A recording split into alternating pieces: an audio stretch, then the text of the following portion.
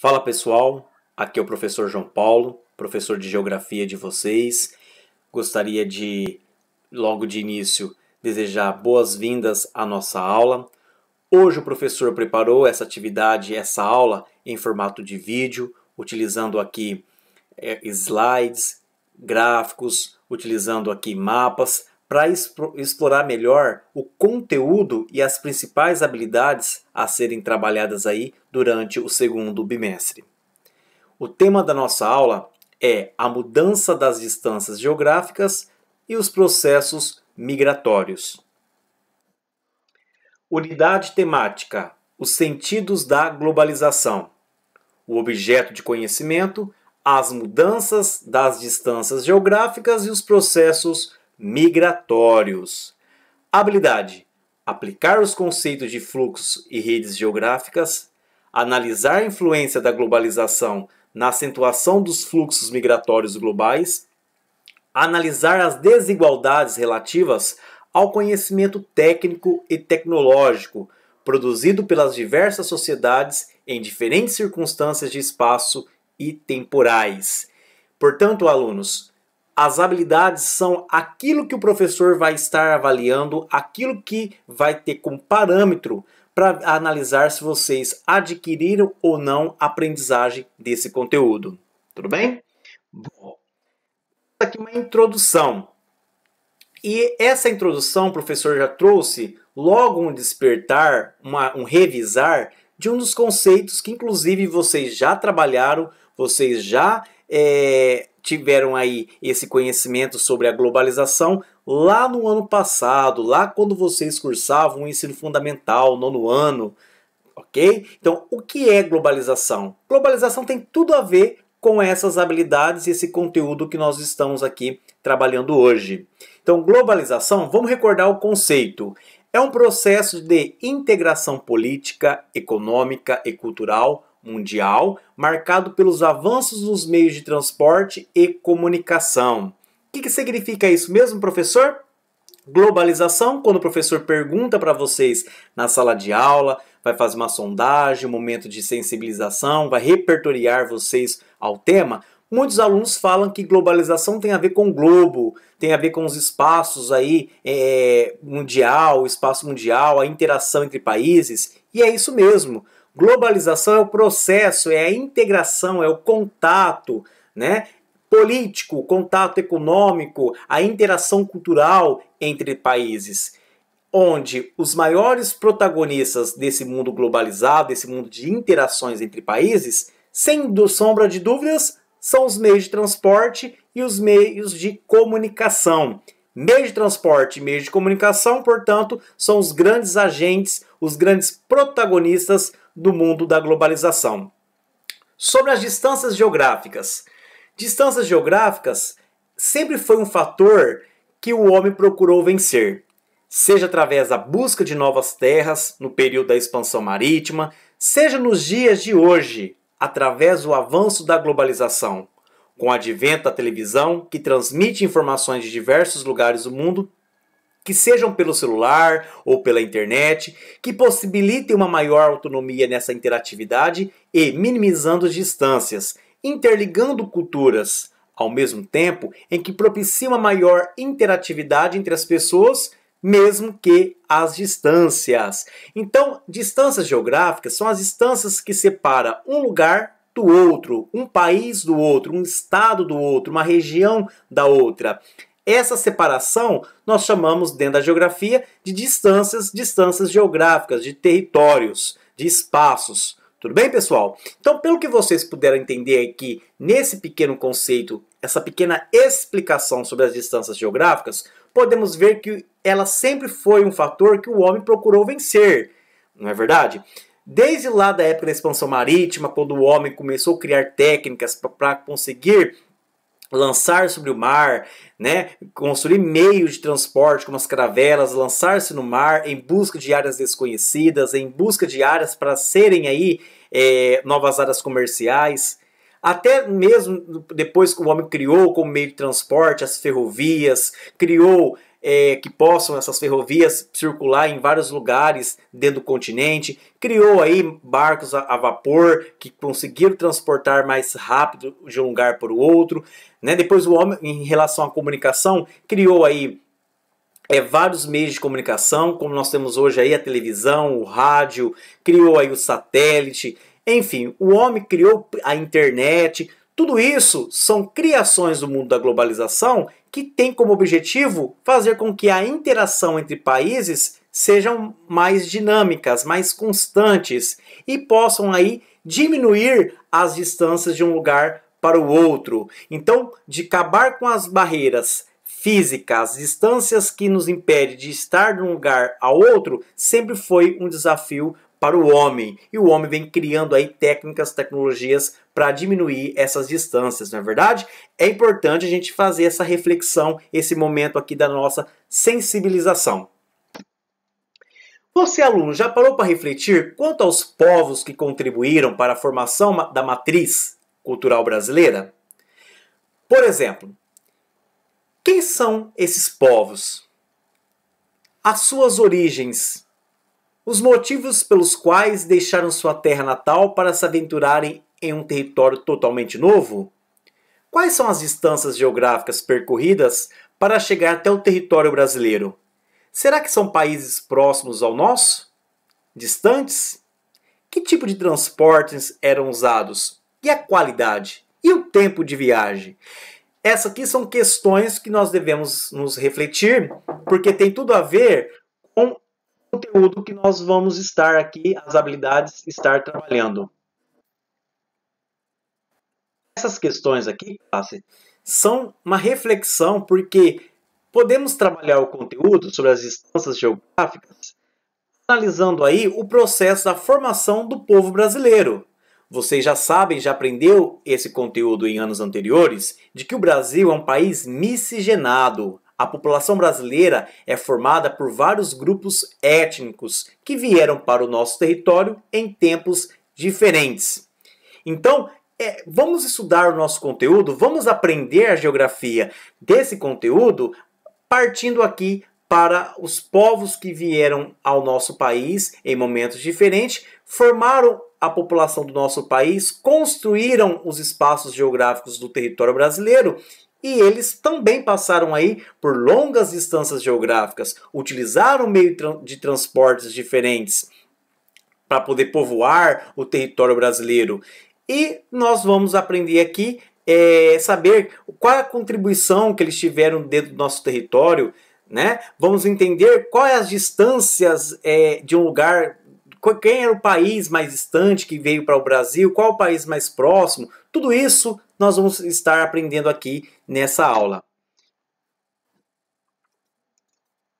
O professor trouxe para vocês aqui, sobre a formação da população brasileira, um gráfico. Sabemos que o Brasil foi formado por diferentes grupos de imigrantes estrangeiros, ok?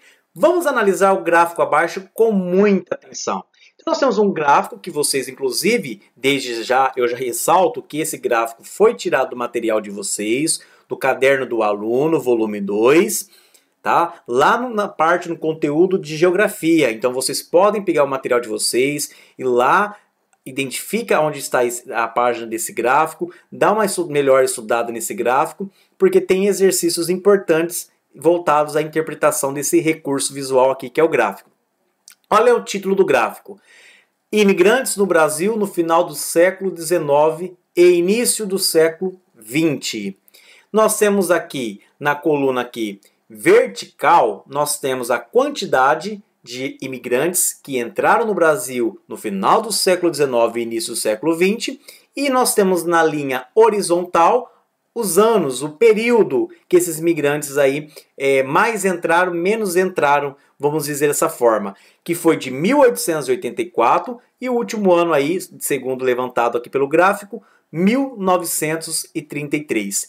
Temos as cores que representam nesse gráfico a origem, ok? O território do mundo, aí vamos colocar assim, qual foi o país, o território de países que vieram para o Brasil nesse período. Temos a cor vermelha alemães, temos a cor laranja espanhóis, temos uma cor verde italianos, uma verde mais escuro, japoneses, um verde, podemos falar que é verde, né, portugueses, azul, sírios e turcos, roxo, outros grupos e o total, que é essa cor aí em roxo. Ok, pessoal? Então, cada cor representa aí a origem desses povos. De 1884 a 1893, nós podemos observar que veio mais de 800 mil imigrantes para o Brasil e a maior parte desses imigrantes, mais de 500 mil, foram de italianos. Então, dentre os povos, os italianos foram os que mais entraram no Brasil no primeiro período aqui estudado,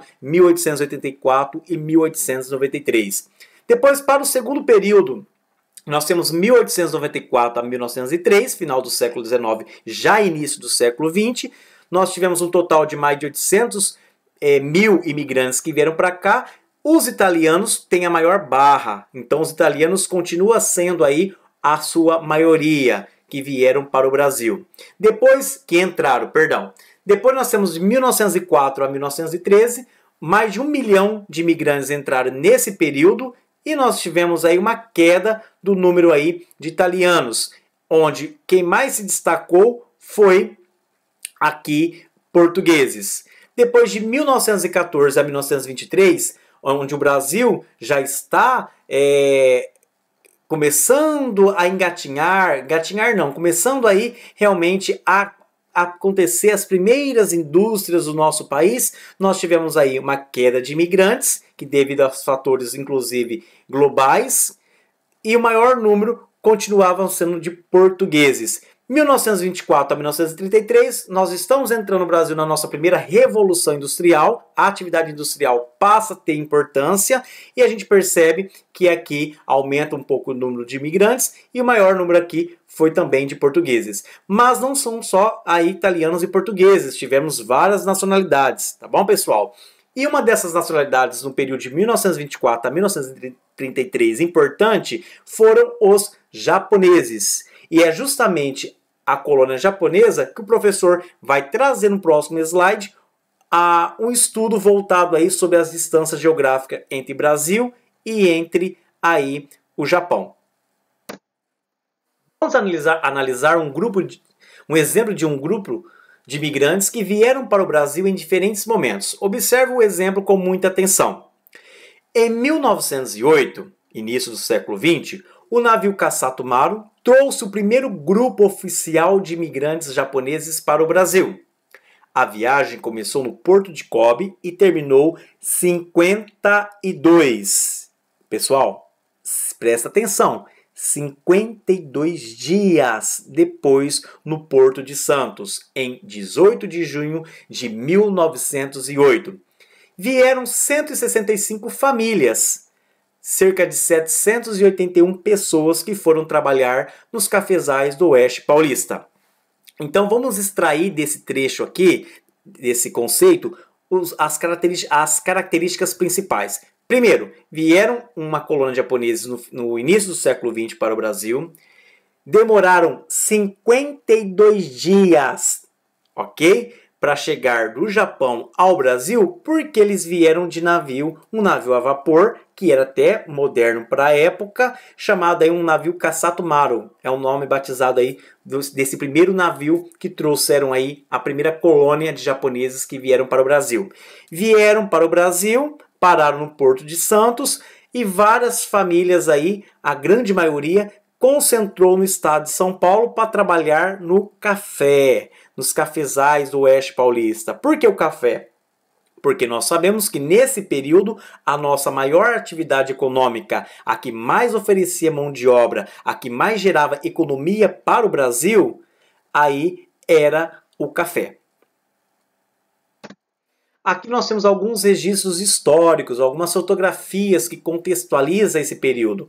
Olha lá o Kasato Maru, que é esse navio a vapor, volto a ressaltar aqui no Porto de Santos, volto a ressaltar que esse navio era uma tecnologia de transporte muito sofisticada para percorrer grandes distâncias geográficas aí no período.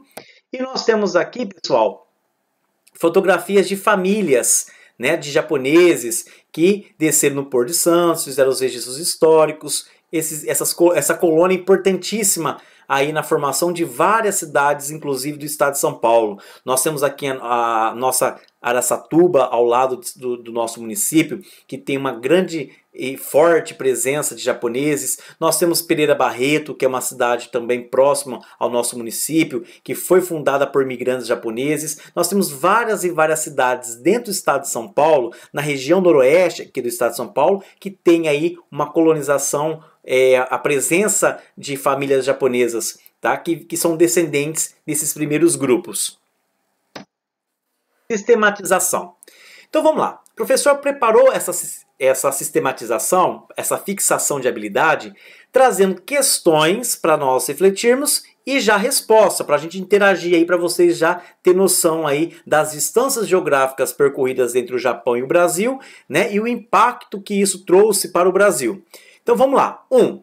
O navio Kasato Maru trouxe os primeiros imigrantes japoneses ao Brasil em 1908. Considerando essa data, a distância geográfica Japão, Brasil e as características visuais do navio que vocês viram ali logo na fotografia, tente estimar quanto tempo durou essa viagem. 52 dias. O professor até pediu para vocês frisarem bem, 52 dias. Cerca aí, classe, de 1 mês e 2 semanas nessas condições aí do percorridas pelo o navio a vapor. Ok, classe?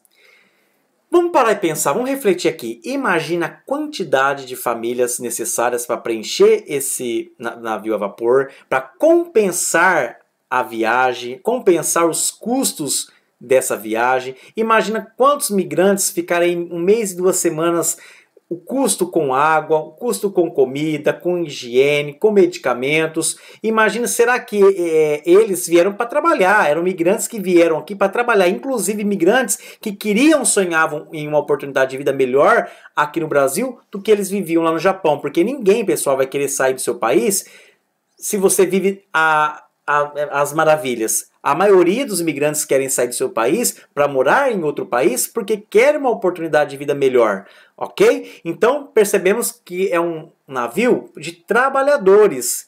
Então não era um navio de passeio que vieram aqui passear, fazer o turismo. Não, vieram aqui para trabalhar. Se o imigrante japonês aqui chegando se arrependesse, seria fácil voltar imediatamente ao Japão? Chegou aqui, não gostou do clima, não gostou do trabalho, não gostou do contrato de trabalho que passariam a ter aqui no Brasil. Enfim, gostaria de voltar. A gente sabe que não seria possível, devido à distância entre os territórios, que é longa, e o custo alto das viagens, que eram longas e feitas por navios a vapor. É aquilo que o professor disse, para sair esses navios precisava compensar muito, porque o custo de viagem eram muito caras. Então é custo com alimentação, custo com farmacêutico, né? a questão de remédios, o custo, vamos colocar aí da higiene. Então tinha toda uma viagem caríssima, ok? Que precisaria ser compensada porque muitos iriam trabalhar aqui durante anos para pagar essa viagem. Atualmente existem muitos brasileiros trabalhando no Japão. Para chegar a esse distante país da Ásia, quanto tempo leva em média a viagem de avião? Então, hoje, dentro do nosso século XXI, sabendo que tem muitos brasileiros que trabalham no Japão, muitos brasileiros que vão para o Japão, ficam um tempo trabalhando, voltam, ou vice-versa, muitos japoneses que saem do Japão e vêm trabalhar no Brasil, se eles precisam voltar para os seus países de origem, no caso o Brasil e no caso o Japão, quanto tempo de viagens eles levam? Será que é 1 mês e 2 semanas igual lá no início do século XX?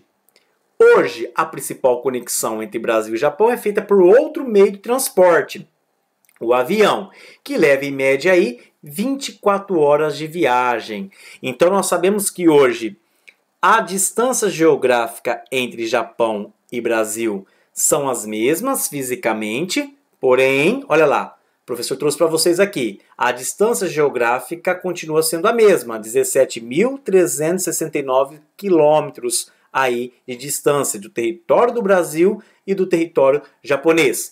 Porém, o tempo de viagem tem outro significado, né, classe? Hoje, 24 horas em comparação a 52 dias lá no passado no barco a vapor. Então, hoje nós temos 24 horas, que realmente é um curto espaço de tempo muito significante.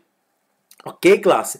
Então, a distância continua sendo a mesma, só que quando a gente fala que as distâncias geográficas hoje têm um novo conceito, um novo significado, é ressaltar a evolução dos meios de transportes, é ressaltar o tempo que evoluiu de viagem entre países por conta do mundo aí da globalização e a evolução dos meios de transportes e dos meios de comunicação.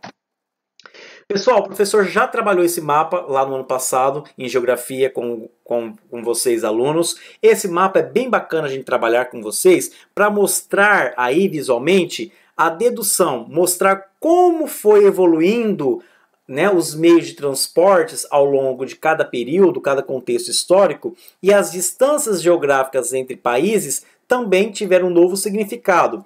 Então vamos lá. Lá na esfera maior, 1500 a 1840, tínhamos aí com uma velocidade mais rápida, cerca de 16 km por hora, que eram feitas por carruagens e barcos. Carruagens aí dentro dos continentes, em terras emersas, né? E os barcos à vela no mar, né? No oceano. Então, as viagens marítimas tinham aí cerca de 16 km por hora. Nossa, professor, só isso? Só isso, porém, era uma tecnologia de transporte muito importante para aquele momento histórico. Depois, com o passar do tempo, o homem conhecendo novas áreas, o homem interagindo com novas culturas, criando novas técnicas, evoluindo nos meios de transportes, por exemplo, tivemos aí o surgimento das locomotivas e também do barco a vapor, aí surgido dentro do contexto da Revolução Industrial. Então, as locomotivas, que são os trens a vapor, percorriam nesse período de 1850 a 1930 cerca de 100 km por hora, enquanto os barcos a vapor 57 km por hora, que o barco lá Caçatumaru percorria essa distância, 57 km por hora. Professor, ainda é pouco, não é? Sim, pessoal, mas imagina 57 km, 100 km, né? Em comparação a anos anteriores, evoluiu e muito. E a sensação é que o planeta realmente teve aí encolheu, vamos colocar dessa forma, encolheu o quê? O tempo de viagem, tá bom? Depois nós temos 1950, cria-se aí o avião, que percorre cerca de 480 a 600 km por hora, 640 km por hora. Esse percurso aí é recordes, né? Não tem outro meio de transporte mais rápido que o avião e a sensação é que de fato o planeta encolheu. Parece que os países estão mais próximos do que antes.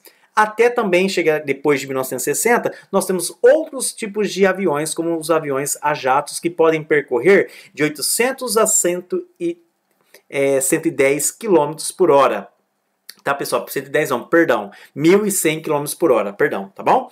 Então nós sabemos que parece que o mundo encolheu, parece que os Estados Unidos é logo ali, parece que os países europeus são logo ali, parece que o Japão é logo ali. Mas as distâncias geográficas são as mesmas. O que muda de fato, classe, é o tempo de viagem. Nós estamos aí convivendo com uma tecnologia muito rápida dos meios de transportes e a sensação é que o mundo está bem próximo, né? Os países estão bem próximos e o mundo encolheu. De acordo com as informações do mapa, encolhimento do mapa do mundo, vamos refletir. Vamos lá. Pode-se afirmar que hoje o Brasil ficou mais perto o Japão ficou mais perto do Brasil ou o Brasil mais perto do Japão?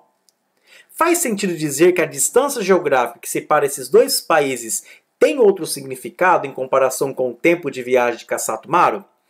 Podemos, pessoal, falar que o Brasil e o Japão estão mais perto? Sim, estão mais perto.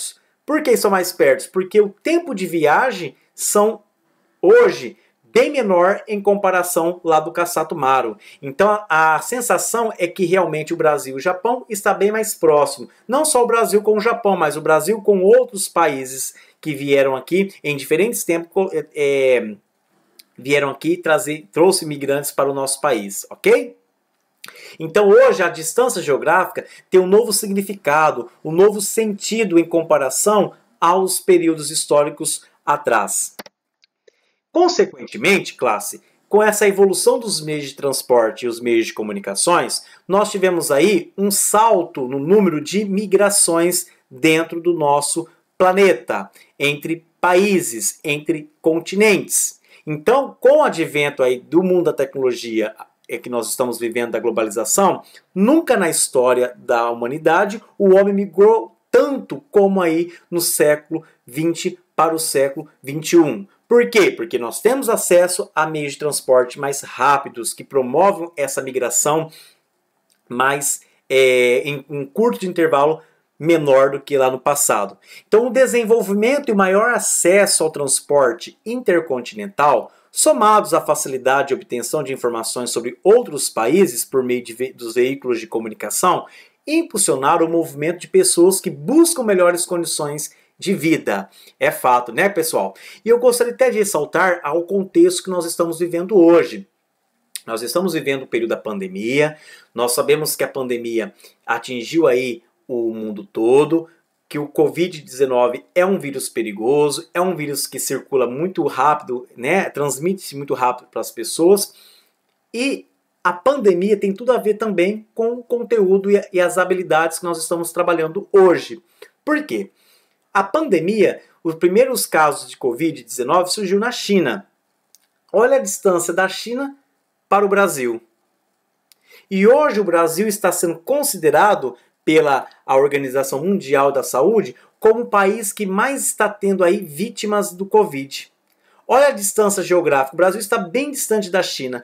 Mas por que o Brasil está sendo afetado por esse vírus? Porque não só o Brasil, outros países estão sendo afetados aí por esse vírus. Nós aqui de Santo Antônio do Aracanguá, que moramos na região noroeste do estado de São Paulo, já estamos sendo vítimas desse vírus. Por quê? Porque esse vírus está circulando entre as pessoas, e as pessoas estão circulando de um lugar para o outro, não é verdade? Mercadorias estão circulando, pessoas estão circulando, e todas essas informações que nós temos sobre o Covid e os efeitos dele em cada região do mundo se deve aos veículos de comunicação. Então, hoje nós temos muito contato com países lá fora pela comunicação, pela internet, pela televisão, e também temos aí pelos meios de transportes. Então, esse efeito aí que nós estamos trabalhando são efeitos aí da globalização destinados aos protagonistas, meios de transporte e meios de comunicação. Tudo bem? Professor, o objetivo da habilidade aqui, pessoal, é nós trabalharmos aqui alguns recursos cartográficos, saber interpretar um mapa de acordo com as habilidades trabalhadas lá no primeiro bimestre. Então, olha lá, vamos lá. Migrações no final do século XX é o fenômeno, é a informação principal desse mapa. Tudo bem? Nesse mapa, pessoal, foi utilizados aqui alguns recursos gráficos para simbolizar informações. Temos aqui a seta, temos aqui cores, temos projeção cartográfica, temos aqui uma escala. Então, esse mapa tem os recursos cartográficos importantes para que essa informação tem aí uma transparência melhor para nós. Então, nesse mapa estão representados fluxos que correspondem a diferentes quantidades. Qual foi o recurso gráfico usado para dar a ideia de movimento de um continente ou de um país para o outro? Foi a seta. Então, a seta, né, foi utilizado aqui para representar esse fluxo, ok? Esse movimento de um lugar para o outro. Esse mapa é um mapa quantitativo. O que é quantitativo? Trabalha com quantidades. É um mapa de fluxo. Portanto, trabalha com muitas quantidades aqui. Pessoal, lembrando que a seta, como o professor disse para vocês nas aulas presenciais, a seta é um recurso cartográfico universal e ela traz duas informações aí diretas para nós. Movimento de um lugar para o outro e quantidade. Então, se você for analisar a espessura da seta, você vai perceber que ela tem quantidades diferentes. Ok? Então, vamos lá. O recurso cartográfico utilizado para simbolizar movimento, fluxo, foi a seta. Cite 3 países ou regiões do planeta que estão recebendo os maiores fluxos migratórios. Então, olhando para esse mapa, olhando para as setas, percebemos que as 3 regiões que mais receberam aí, a partir do final do século XX, por volta de 1990, mais imigrantes foi os Estados Unidos, que é o recorde, país que mais recebeu, mas não só os Estados Unidos. Temos aqui a Europa, que é o continente formado por vários países muito desenvolvidos, e temos aqui o Golfo Pérsico, que é essa região aqui da Península Arábica. Tá, pessoal? Então essas 3 regiões, Golfo Pérsico, Europa e os Estados Unidos, foram as 3 regiões aí que mais receberam, que mais tiveram influências das migrações dentro do advento aí dos meios de transportes sofisticados, que fez com que milhares de pessoas migraram. Tudo bem? Então, olha lá, Estados Unidos, Europa e Golfo Pérsico.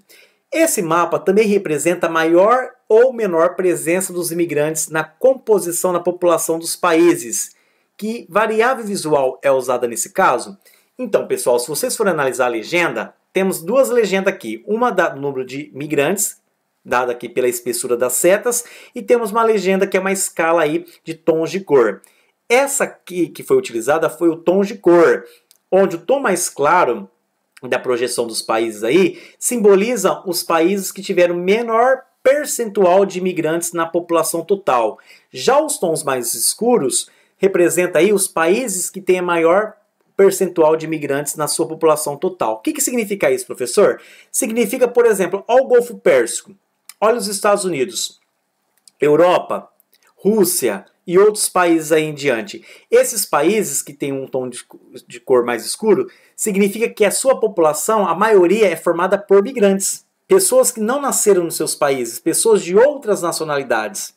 Ok? Então, olha o papel da migração na formação, na composição de pessoas aí de outras nacionalidades. Tudo bem, pessoal? Eu gostaria de ressaltar também por que os Estados Unidos, Europa e Golfo Pérsico foi o destino mais procurado aí no final do século XX. Vamos falar dos Estados Unidos. Os Estados Unidos é um país que foi e continua sendo esse país que reluz para nós prosperidade, um país que vende uma imagem, né, positiva, que você indo para os Estados Unidos vão ter um bom emprego, uma boa qualidade de saúde, uma boa qualidade na educação, que você vai ter uma prosperidade econômica. Então, os Estados Unidos vendem essa imagem positiva de que realmente as pessoas são mais felizes dentro da economia, dentro do contexto estadunidense. Tudo bem?